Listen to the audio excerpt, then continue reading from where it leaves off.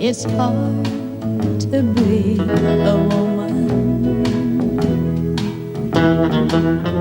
giving all your love to just one man. There were times when she would be overwhelmed by feeling. She would stand there like a statue, and you'd know something was happening in the depths of her. Good times. Sometimes she would just back away from the microphone and couldn't continue. I'll need time This was a person of very deep feeling. to get you off my And I remember seeing her teetering on a stool with the high heels and this totally manufactured plastic peroxide image poured out of the Barbie mold. That's too much of you from time. And then this voice, this amazing voice that came out over the top of it. Such a mass of contradictions. As a singer, she was pretty genius and could sing really loud and really forcefully and still be vulnerable. 'Cause when she played house, Tammy never knew she was a star. No, she didn't. She really didn't. She never knew she was a star, ever. Tammy kept her beautician's license because she had in the back of her mind the notion that maybe this whole career could just end and she might have to go back to working on people's hair.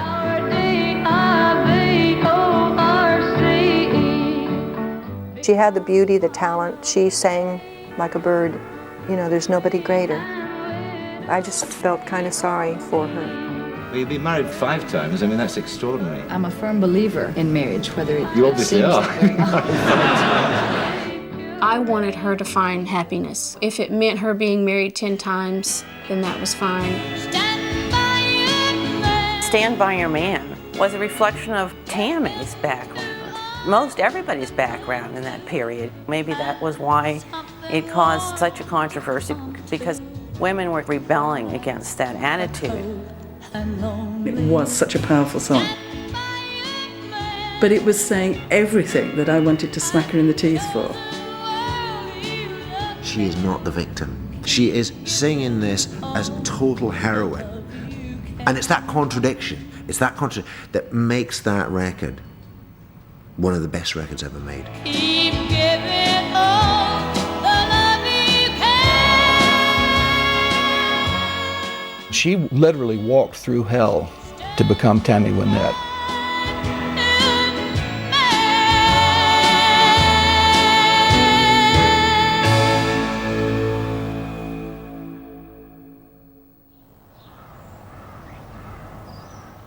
Tammy was born Virginia Wynette Pugh on a farm in Mississippi during World War II.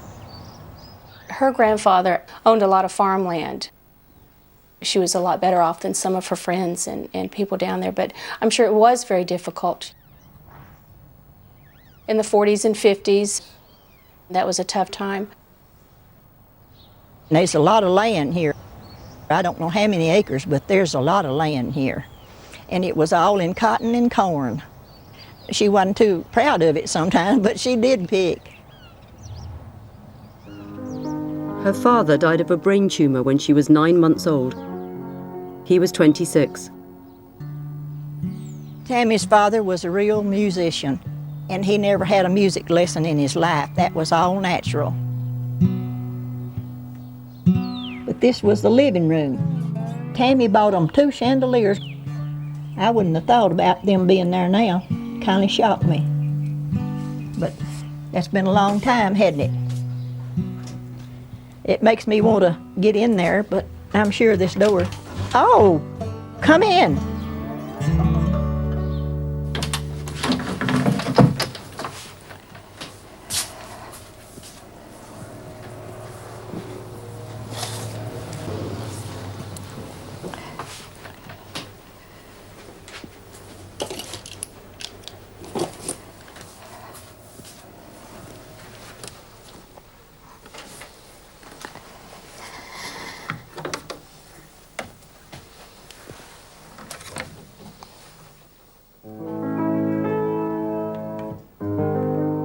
I still have his guitar, his mandolin. And this piano is where he sat 2 weeks before he died. He was totally blind and placed my hands on the keys and laughed and said, if she has any talent at all, see that she has lessons. And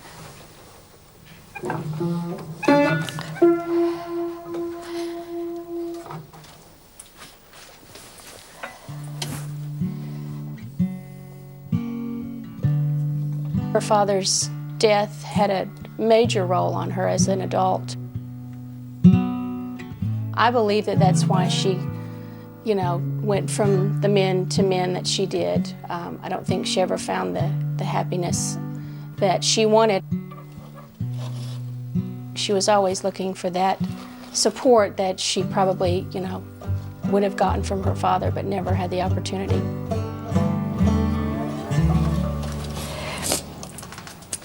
I guess the same old station isn't there anymore.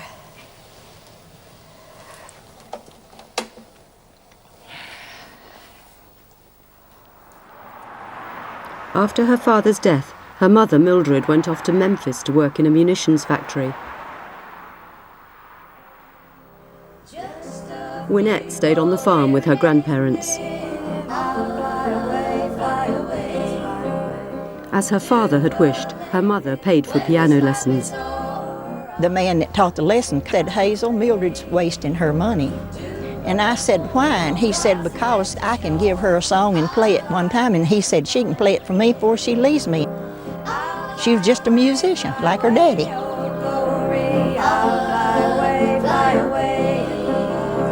When I die, hallelujah, by and by, I'll fly away, fly away, fly away.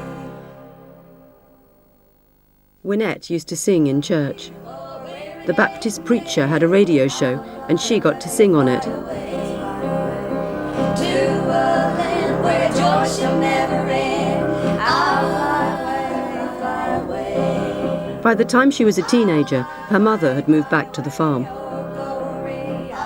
She was a really rambunctious child.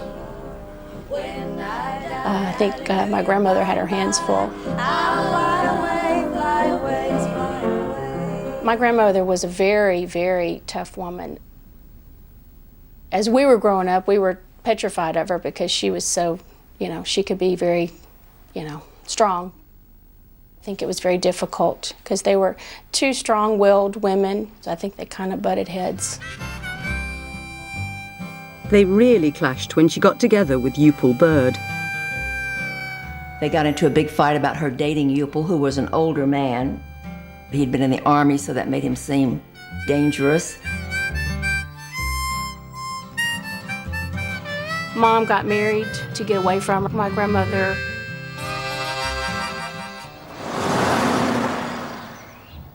At 17, Wynette left school to marry and had her first child 6 months later. Now she really was poor. She lived in a house down there that was, you know, no running water and no heat. She realized I might have had it pretty good where I was, but she was just so determined to do what she wanted to do.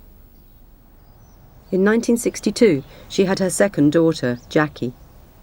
When my mom was married to my dad, he would just take whatever job he could find, and I think he and my mom fought quite a bit. We weren't living in the best of conditions. To make ends meet, she started training as a beautician. In 1963, they moved to Memphis.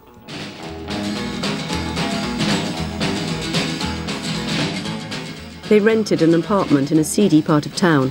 Wynette got a job as a barmaid. She had never even been inside a bar because she was raised by people who did not drink at all. It was against their religion. The husband and wife who owned this place allowed her to sing for the customers, which is the first time she'd ever really sang anywhere except in church.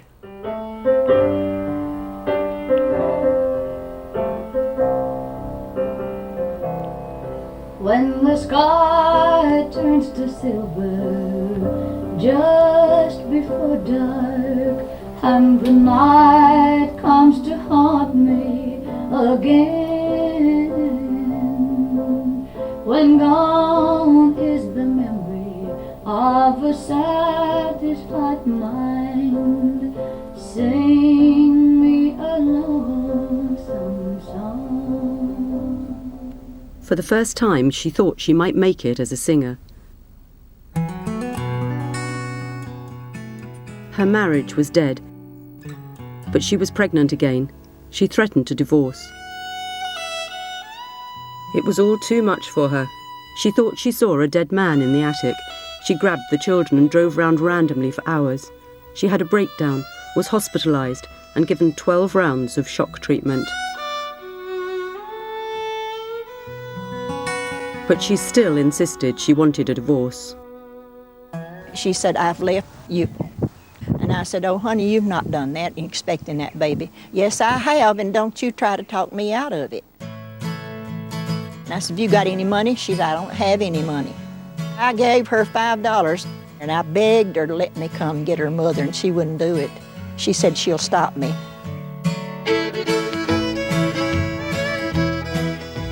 She made it to Birmingham. The baby she was expecting was premature and nearly died. All of us is worried to death about Tammy. She's up there and a country girl and didn't know, like me, nothing. And she made it, though. Now, she might be lazy in the cotton field, but otherwise, she is industrious. WYNETTE knew what she wanted. She didn't really feel like she had a choice.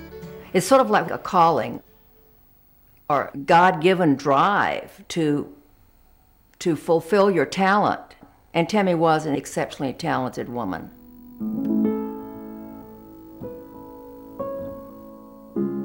To want a career in the limelight, in addition to talent, you have to have a certain need. She was poorer than most of the audience even.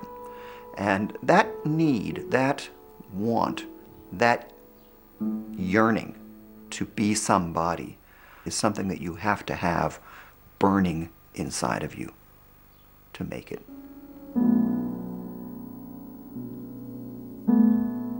She auditioned for a local TV program. I guess it was about 4:30 in the morning. We went on air at 5, and we were in the coffee shop drinking coffee, and Tammy came in, and she wanted to audition for the show. So I said, "Sure, I'd be glad for you to audition." I got my guitar, and she sang me some songs. I said, "My goodness, you'll be welcome to be on from now on if you like, Tammy." I said, "She was terrific." This is the aisle as she walked. She'd be singing a song as she came down the hall. Your hand is like a torch each time you touch me. You knew it was a great singer from the first time you heard her. Her voice was classic country, and she chose to sing the greatest songs in the repertoire of country music. Jeannie Seeley's song, "Don't Touch Me," she used to sing, and it just grabbed you by the throat, by the heart. It was bone-chilling. It's one of the sexiest voices in the world as well, because it's both strong and is vulnerable. Don't touch me if you don't love me, sweetheart. You could always tell people loved her because we'd get 200 or 300 letters a day saying, "Let that girl sing it more." Is like a drink when I'm thirsty.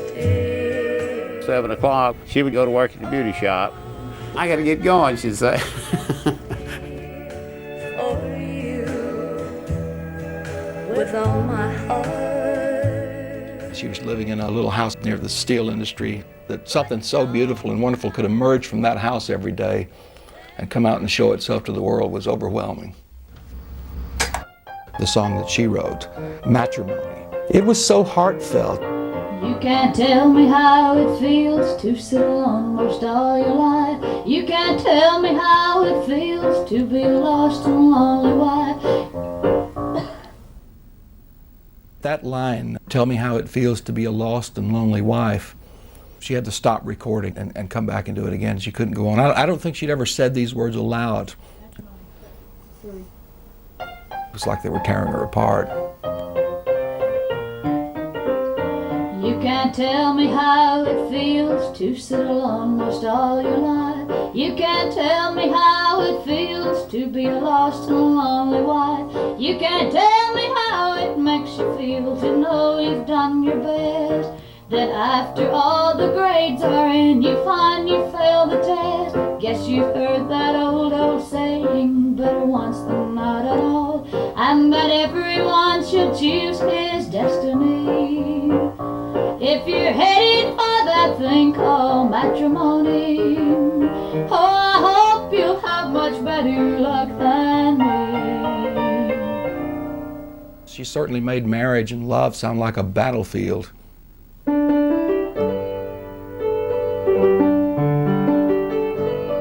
One night we played in a piano bar.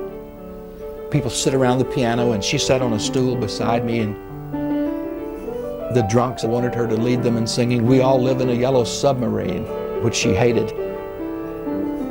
She did it, but she turned to me and she said, "Why do they have to be so close?" So I'm frightened. She was afraid of the public. Us girls had talked. We all believed that Mom had depression. It just escalated through the years. She felt like she was doing whatever she had to do to take care of her family, and then this hit her and it kind of put her, set her back. She told me about a lot of her fear is being inside her body, and maybe she could go to a surgeon and have it cut out. And I said, "What is it that's so frightening to you?" And she just bit her lip and said, I don't know, David, I can't say. Fearful but forceful, she was on her way.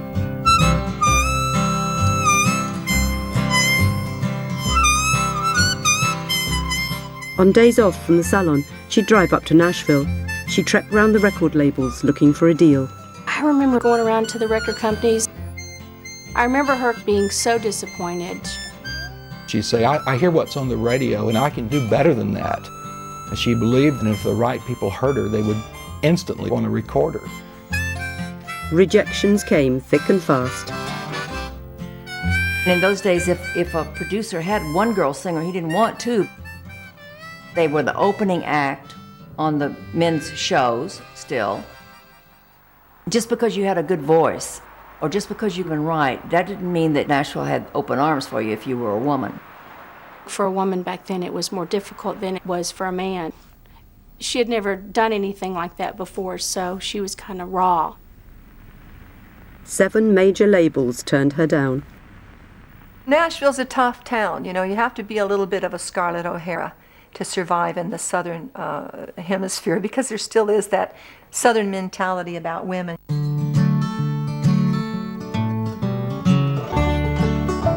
In 1966, still with no contract, she moved to Nashville with 3 kids under 5 in tow.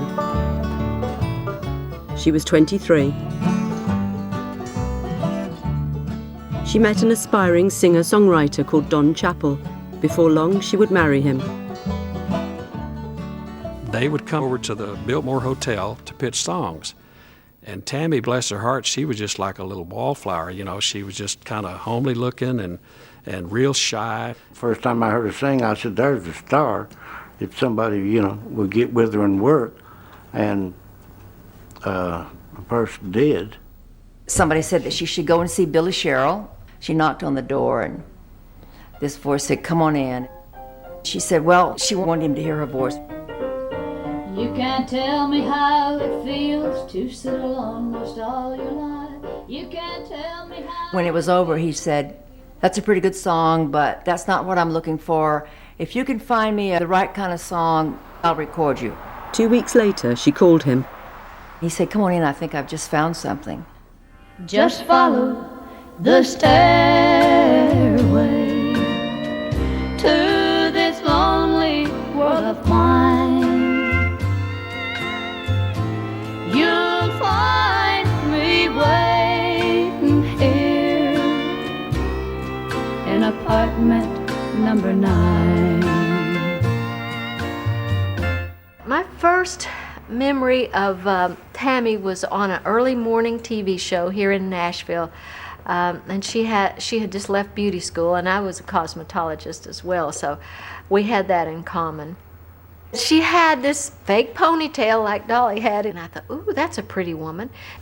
And she was singing that first hit of hers, Apartment Number 9, and I thought, wow, she's real different. Not so very long ago,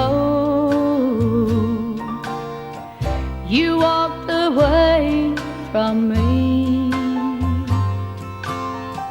and after all the plans we made, you decided to to be free.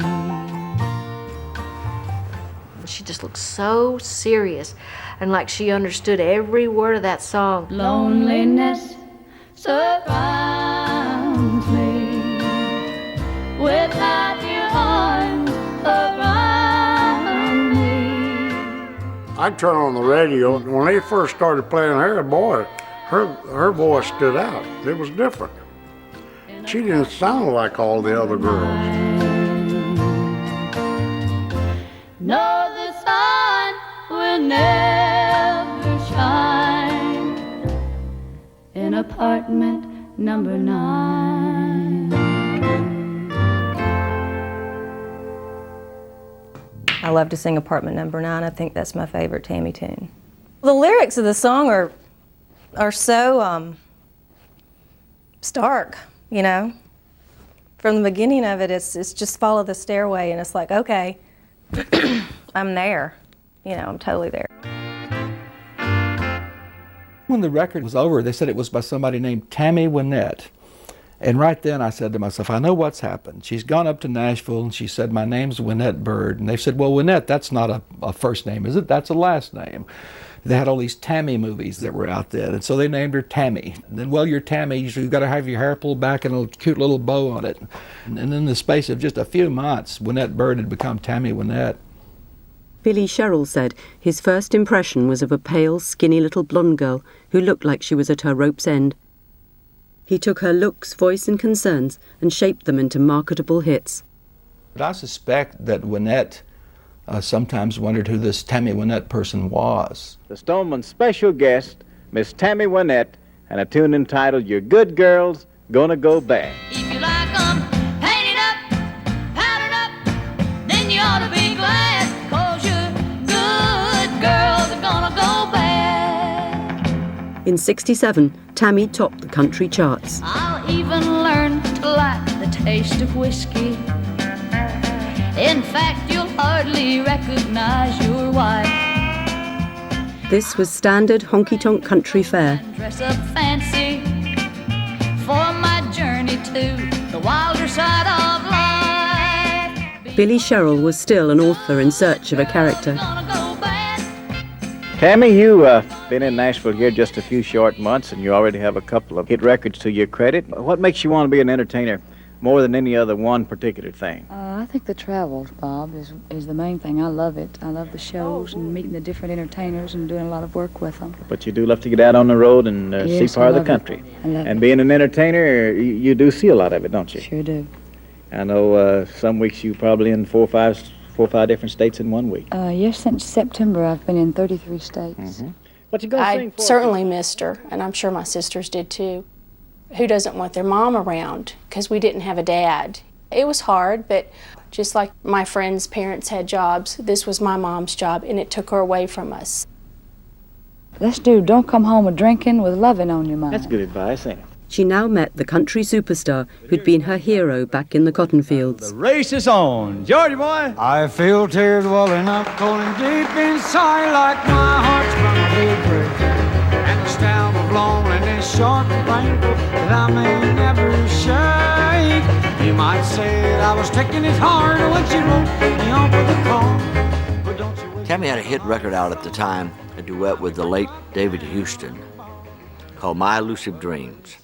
And she was doing a show somewhere, and David Houston and she had a spat. He wouldn't sing their duet with her, and Jones walked out. My dad, out of the blue, invited her to come out on stage to sing the duet she was supposed to perform. I followed you to Texas.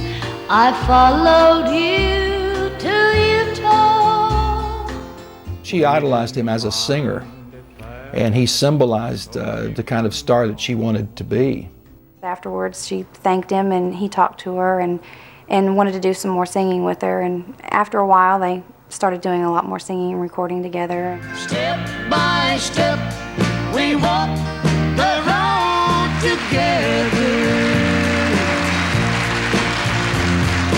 Hand in hand, I dream more every day.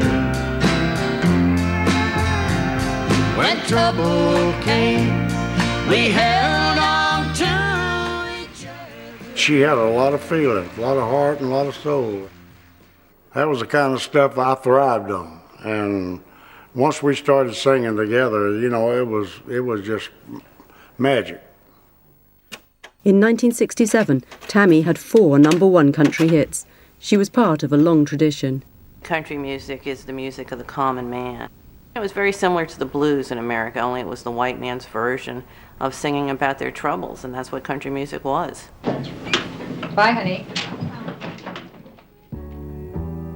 Today I sat alone at the window But Tammy's wasn't so much country music as suburban music. and I watched our little girl outside at play Not so much for the common man as the common woman. with the little boy next door, like so many times before. But something didn't seem quite right today.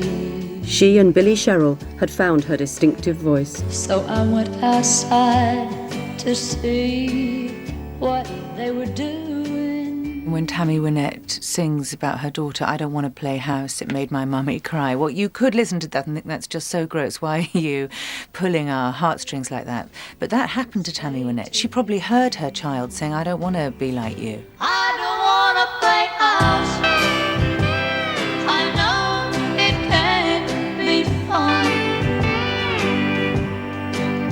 I've watched Mommy and Daddy, and if that's the way it's done, I don't want to play house. It makes my mommy cry. That's quite an enormous thing to let millions know that your daughter doesn't want to be like you. She played house.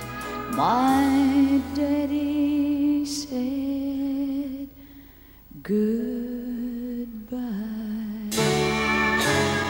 The songs portray a degree of desperation and anguish about the situation she finds herself in.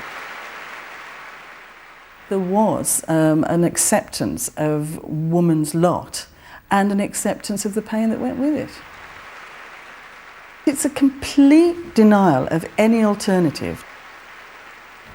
She has gone through all the crap that life throws at you.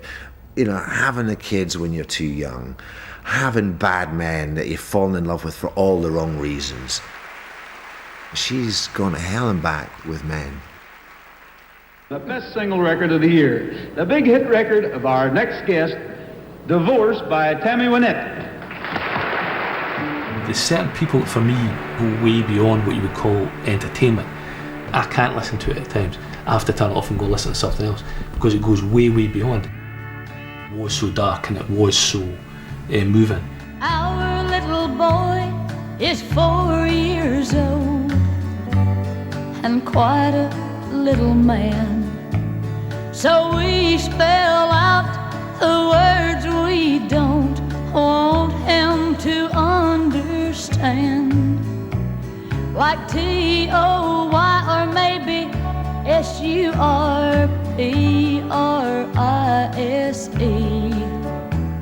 But the words we're hiding from him now tear the heart right out of me. Our D-I-V-O-R-C-E becomes final today. People listen to her songs thinking, wow, this is me, this is what I'm going through, this is my life. And I think the people that bought her albums, they thought, she's talking to me. Tammy Wynette, I think, is tremendous vocalist, really strange vocal style. I like the little catch in her voice, that sort of little sob in her voice. That little teardrop. The teardrop in her voice was a natural because she couldn't. She could went, not I can't do it. make it. I can't. I go, do it, make it. I can't do it. It just happens. Some people might find Tammy's, it's too over-dramatic, overstated, her voice. Whereas other great country singers have got a clearer, cleaner voice and they don't show all the pain. Tammy lets more of the pain come through. To me, there's something really beautiful about that sound. Cheryl was the epitome of this still, quite controlled backing with this very emotional singer in the foreground, and with all their quirks and peculiarities on display, like with Tammy Wynette, with this strange enunciation. It had a huge power to communicate, and it's that period of time when country music was in charge for a short while. Next came the real big hitter. I worked on Divorce, Divorce. Did I spell that right? I also worked on Stand By Your Man. That was a great session. Myself playing the bass, and it was Jerry Kennedy playing the electric guitar. Sometimes it's hard to be a woman, giving all your love to just one. Had a great feeling about that record when we did it, because she sang with so much soul. When she hits that C sharp, you know, it's pretty thrilling. You're playing back there and she sails up and hits that note. It's emotion that you feel, and she conveyed emotion.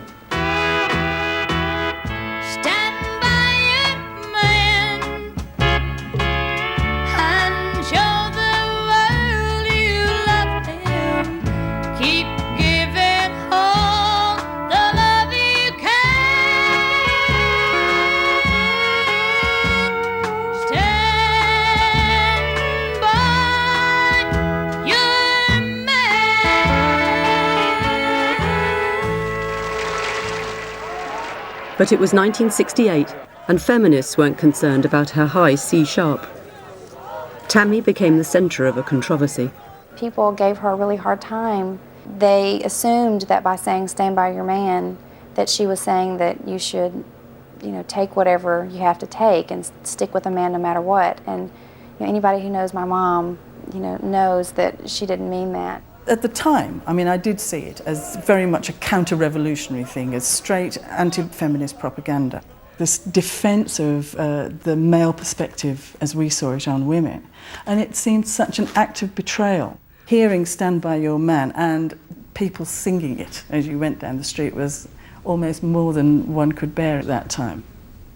There is no more victim lyrics in the world, I don't think. But when you hear her sing it, she completely transcends it. It's up there with "I Will Survive." In a different way, obviously, you know, "I Will Survive" is for when you're at the disco and you've been chopped by your bloke. Whereas Tammy Wynette is when you're actually at the kitchen sink, you know, and you've got to get the kids off to school and all that. And it works in a different way, but it's just as strong. Stand By Your Man. I'm a rallying cry for men all over the country. How'd you happen to write it? Well, really, we had a session that day at 2 o'clock, and we had 2 songs that we decided on doing.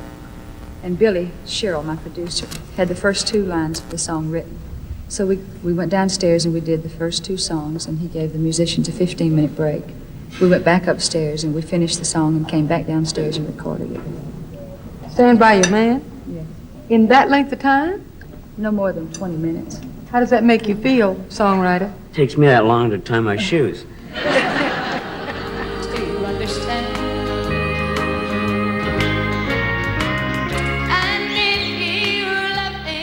Every country woman knows what that's like to try to stand by her husband no matter whether he's in the right or whether he's in the wrong. They were anthems for women of the time. A lot of people are critical of that attitude today, but that was the culture we grew up in, and that was what we were about. To come to when nights are cold and lonely. I couldn't help but hear the irony in that song of this woman who's been knocked around by men. She sang that song with great feeling, but I think she felt the irony of it when she sang it. And later in her career, she would say, you know, after all, he's just a man. I mean, it's the ultimate put down, really. You know, we're dealing, it's like, hey, he's only a puppy dog, you know what I mean? You can't expect it, he's as thick as 2 short pliers. What do you expect? After all, he's just a man. And every time I hear that, I go, yeah, you know, I don't necessarily believe that, but sometimes I have thought that. Well, he can't help it. He's got that thing. I think it's stretching it too far to try and see those lyrics as saying that, particularly in that time. I still say Stand By Your Man is not a conservative song. It's about nurturing one another.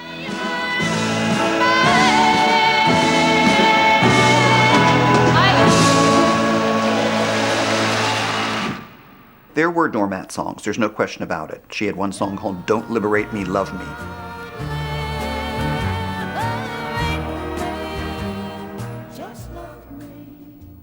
Singing My Song is a very sort of doormat song. I don't know what I do, what's right, but it makes him come home at night. I don't know what I do that's right, but it makes him come home at night. And when he's home, I make sure he's never alone. And that's why I keep singing my song. Tammy was still standing by husband number 2, Don Chappell, but not for long.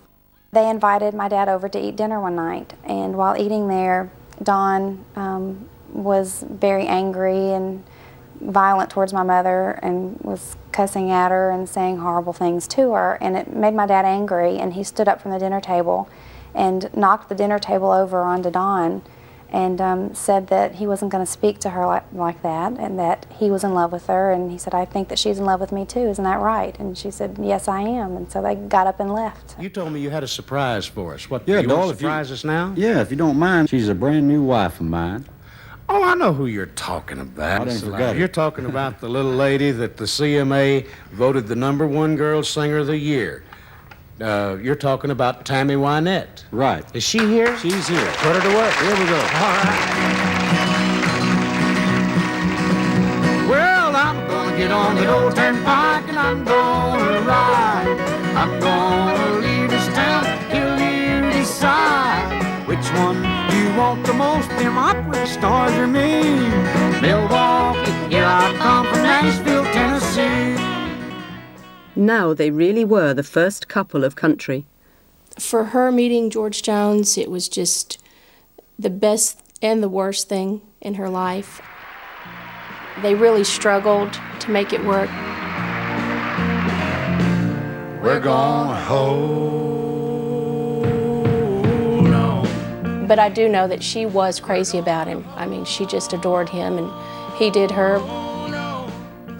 The writers who wrote for her, and there were about 4 of us who wrote regularly, would sort of write what was happening that day. And if she and Jones were having a tough time, that's what we wrote about.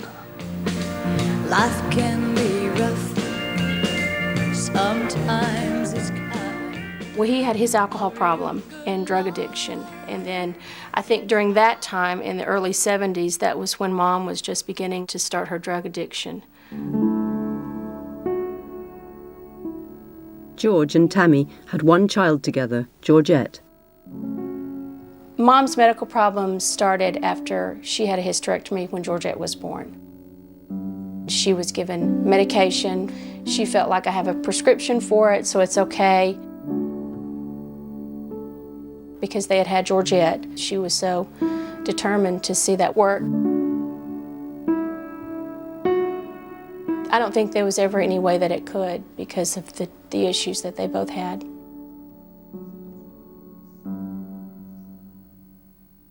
There were so many strains on that relationship. She had grown up hard, and she didn't ever want to have to return to the life from which she came, someone very driven. Then you got George Jones, who hit the bottle so hard, routinely.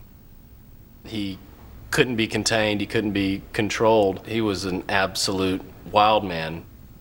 She wouldn't let him take the car into town because she knew he would go and get into a lot of trouble, so he took the keys to the riding lawnmower and rode that on into town and messed himself up anyway. Her and George Jones lived 3 houses from me out there on the lake. We used to, see each other, and George would sneak down there and I'd hide in a bottle outside the door and get it. This, I was very angry when I wrote. They said you were a loser when when I met you. Never stayed with anyone for very long. They said I'd never hold you, and I guess they knew there'd be something else beside you off and on. I love you from a 4-year-old was such a gift, and 2 little arms around your neck so tight. But a 4-ounce glass of whiskey gave a better lift, and a bottle by your pillow made your night. I thought that I could make a better man of you, but changes just don't happen overnight. You ask of us so many things we couldn't do, and you just never let that bottle out of sight. There's not a thing on earth that we can do to make you stay, but I know every time you touch the bottle, you'll hear her voice and see my face every single time. Every time you open up that bottle, every time you open up the bottle, the bottle.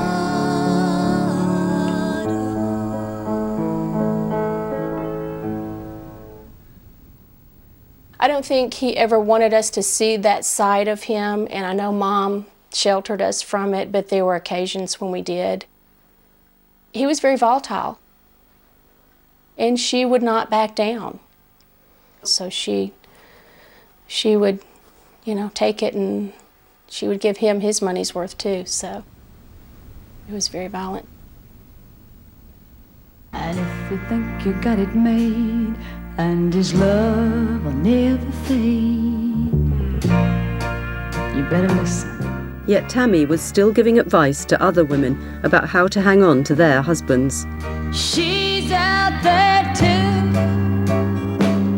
and she's a whole lot better looking than me and you. And she can do things to a man you never dreamed a woman can do. I'm talking woman to woman. She saw it as if you didn't make it as a wife and mother, you were a failure. It was a question of survival rather than politics, I think, but I didn't realise that at the time. After 7 years of standing by George, it was over. I was there at the breakup. It was the first time she'd ever gone on the road without George. And she said, I'm scared to go on the road without him. And we're like, you're kidding. She said, who'll come to see me? Who'll know who I am?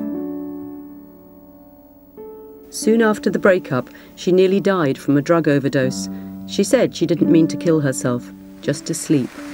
I really needed this song to help me through some troubled times.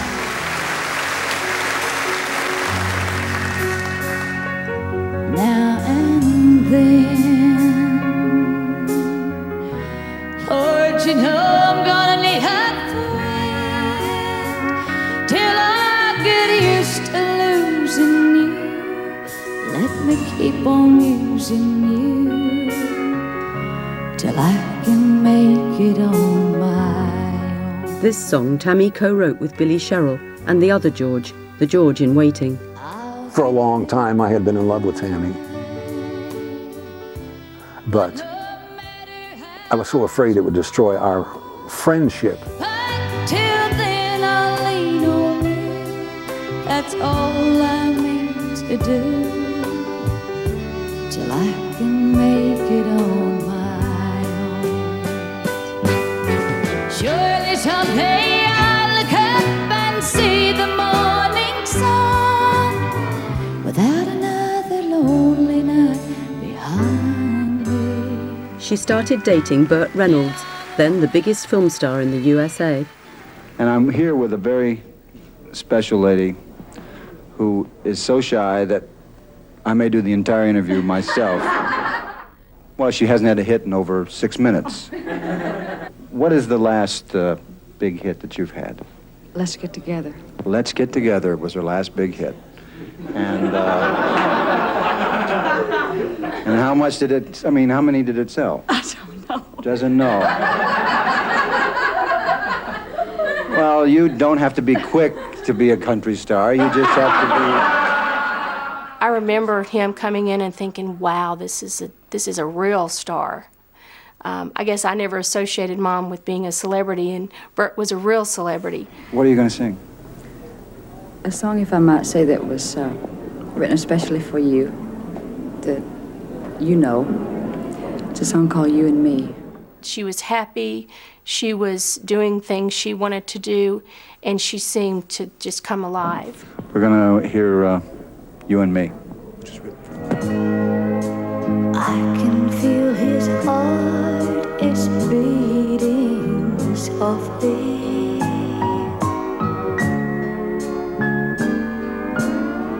He just loved me so tenderly, but it should be you and me.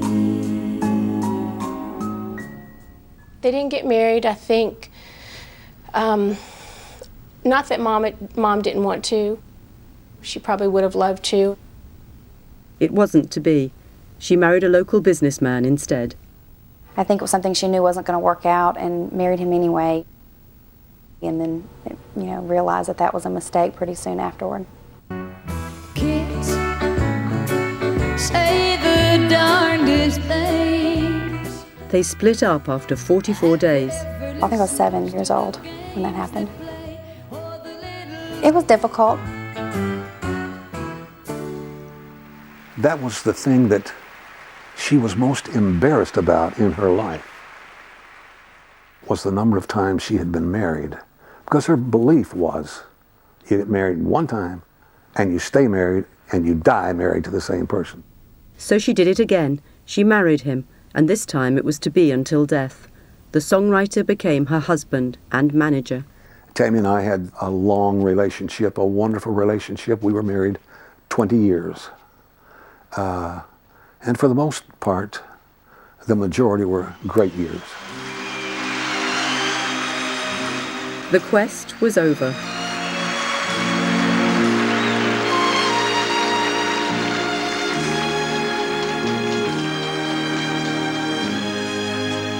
I can hear the rain, it's falling softly.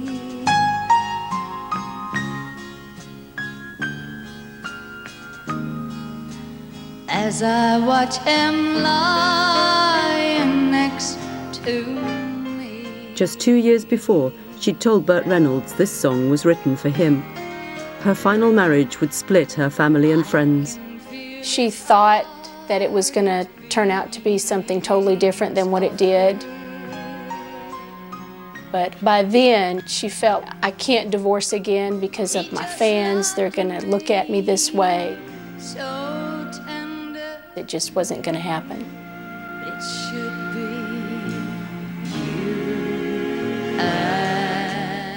you. She picked him wrong. And that was her downfall. And anybody who knows her life knows that. That's not a great big secret. After she picked George Ritchie, she never had a chance to pick anything else. He gained control, and he kept control. No, he can't say that it should be you and Tammy was one who dared not be alone. In most instances, her relationships were dependent on her. I think she was used by every relationship she was involved in.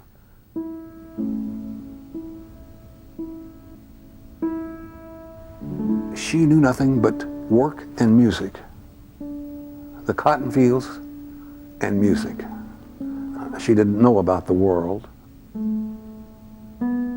I can remember when she would play towns and she would feign an injury so that she could go to an emergency room and be given painkillers to get high. When her reputation for doing so became widespread, she stopped faking an injury. She would walk off a stage. I'm wearing my jeans a little bit tighter. Tammy was now a country legend, singing her repertoire of golden oldies and still cutting country albums that pleased her loyal audience. As the years rolled by, she became an institution. Then, out of the blue, something surprising shot her back to the top of the pops.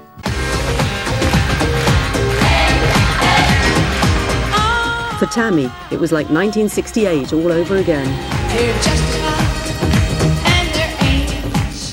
Just like Billy Sherrill, the KLF could make her seem real, while all around was artifice. It was Jimmy who turned to me and said, what we need on this is Tammy Wynette. And I mean, completely ludicrous idea, sitting in this South London studio. And suddenly I could hear her voice. I could just hear it in my head and thinking, he's right, he's right. And within 3 calls, I was talking to Tammy Wynette. She said, yes, I'll do it. Met at the airport by her husband, who took me in his powder blue Jag to First Lady Acres. And the first thing I hear, is that you, Bill? I fall instantly in love with her. And we get to the studio, and she's got the headphones on, and she can't do it. She cannot sing in time to the track, and it's absolutely awful. And I'm thinking, this is disaster. So what happens is, George Ritchie conducts her through the whole thing, and that worked. Well, sort of worked. Actually, it didn't work at all.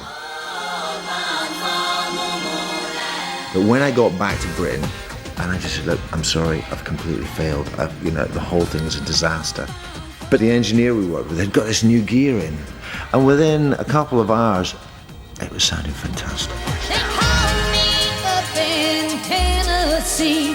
They said, Tammy, stand by the jams.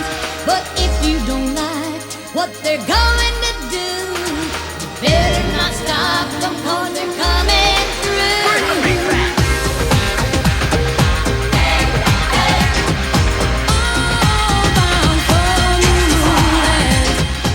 She's used to singing about heartbreak, the woman's situation in white middle America, and suddenly she's got these lyrics. But she didn't bat an eyelid. They're justified, and they're ancient, and they drive an ice cream van. But she did say it like she meant it. Our grandchildren thought she was the king and queen of all the acts. She loved it. It was a great experience. Bring the beat back. It was #1 in 22 countries. Flew her over to this country to make the video, and we knew she wasn't a well woman, but she worked and worked and worked. And you could see she was completely, broken, but she'd go back out there and she'd turn it on all over again.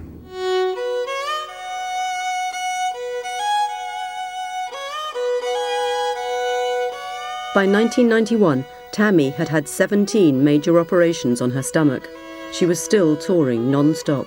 She was just a very, very sick woman. Consequently, she was the strongest woman I'd ever known. Sometimes we would be on the bus and she would be hooked up to breathing machines and intravenous machines and oxygen and this and that, and unplug herself and go out and sing. And I came to believe that the thing that kept Tammy alive was performing. Tammy and George Jones had been estranged for years. Tammy became very, very, very sick and was in the hospital. And in fact, I was called at like 2 or 3 in the morning to come and be prepared to write the obituary that she would not live through the night. George went to the hospital to see Tammy, and of course she was unconscious.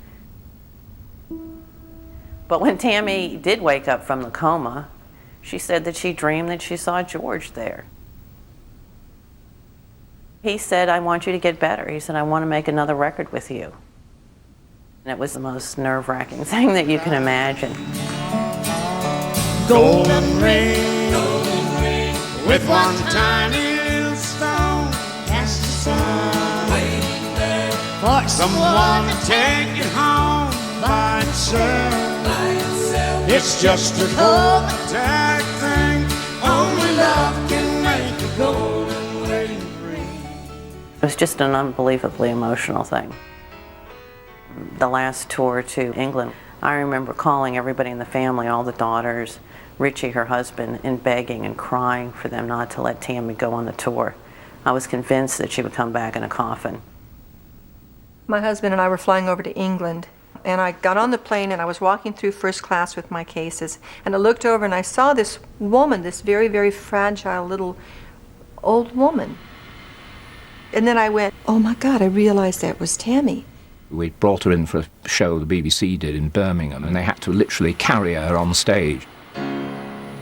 She was very, very ill. She was so fragile, and that's the last time I ever saw her alive. 37, cross runway 24 left, contact ground point. Precious memory. Tammy was just 55 when she died in 1998. George Ritchie and her daughters fell out over the estate, control over which went to him, and over the circumstances of her death.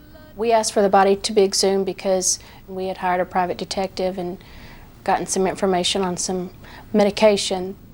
We always felt like that had something to do with her death, but it was never really proven.